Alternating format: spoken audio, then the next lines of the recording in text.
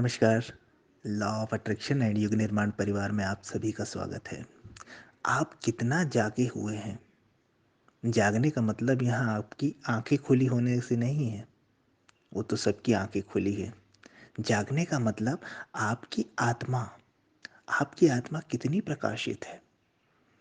आप अपने आप में कितने प्रतिशत स्थित हैं। आपको अपना कितना बोध है। देखिए, आपको अपना जितना बोध होगा, आप अपने स्वयं के जितने निकट होंगे, आप उतने ही ज़्यादा जागरूक अवस्था में होंगे।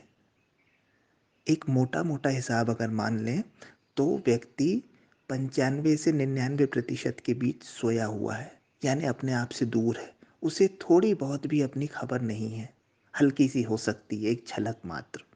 और जो व्यक्ति स्वयं से जितना दूर है, वो अपने मन और शरीर से बंधा हुआ है, मन और शरीर में जी रहा है। इसे ही बेहोशी कहा गया है। अगर अध्यात्म में साधारण शब्दों में इसे समझा जाए, तो जो व्यक्ति जितना ज़्यादा अपने आप से दूर है, वो उतना ज़्यादा बेहोश है, और जो जितना अपने निकट है, वो उतना होशपूर्ण है। और आनंद होशपूर्ण होने में है, और दुख बेहोशी में है। ठीक है। इसका परीक्षण करने के लिए आप सीधा एक एक पैमाना आपको मैं बताता हूँ। आप उसे आजमा के देखें। अगर बाहरी परिस्थितियों से आप अंदर से हिल जा रहे हैं, आप अंदर से प्रभावित हो रहे हैं, अंदर आप दुखी और कष्ट में महसूस कर रहे हैं, अंदर आप कब जा रहे हैं, तो ये मानिए कि आपका जीवन बेहोशी का है। किंतु बाहर कितनी भी बुरी विकट परिस्थिति आ जाए, या बहुत अच्छी भी परिस्थिति आ जाए, लेकिन आप अंदर से स्थिर और अकंप बने हुए, तो आप मान लीजिए कि आपका जीवन होशपूर्ण है। स्थित प्रज्ञता का अर्थ होता है ना सुख में फूल के गुप्पा हो जाना, ना दुख में बिल्कुल रोने धोने बैठ जाना। सदैव सम और प्रसन्न, एक सा रहना।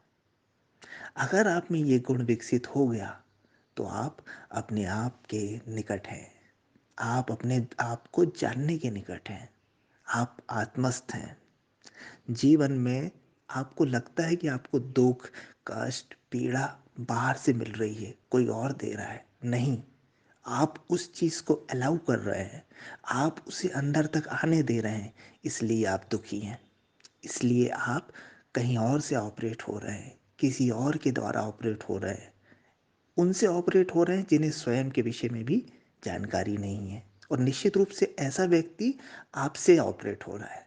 यानी हम सभी एक दूसरे के हाथ में बंधे हुए हैं, हमें स्वयं का पता नहीं है। इसे ही बेहोशी कहा गया है। अगर आप स्वयं में स्थित होना सीख जाएं, अगर आप हर विकट से विकट परिस्थिति में अंदर से स्थिर और शांत बने रहें, तो आप ब्रह्मांडीय ऊर्जा से, उस परम सत्ता से जुड़ जाते हैं, जुड़ने लगते हैं।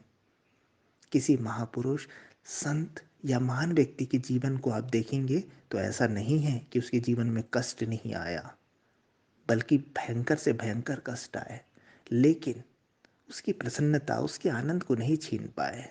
आप देखेंगे वो फकीरी में भी मस्त रहे। और कुछ राजा ऐसे भी हैं जो सब कुछ होते हुए भी दुखी, कष्ट, निराश रहे, आत्महत्या कर लिया, या अपने आप को शराब में डुबो दिया, नशे में डुबो दिया। ऐसे भी उदाहरण आते हैं। तो धन, संपत्ति, पद, प्रतिष्ठा का सुख से कोई रिश्ता नहीं है, आनंद से कोई रिश्ता नहीं है।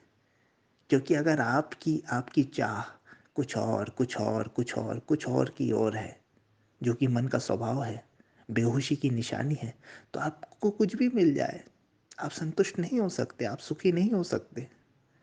लेकिन अगर कोई व्यक्ति आत्मा में रहने लगा है, तो उसके पास जो होगा, वो उसमें सुखी होगा, संतुष्ट होगा, और वो और भर दिया जाएगा।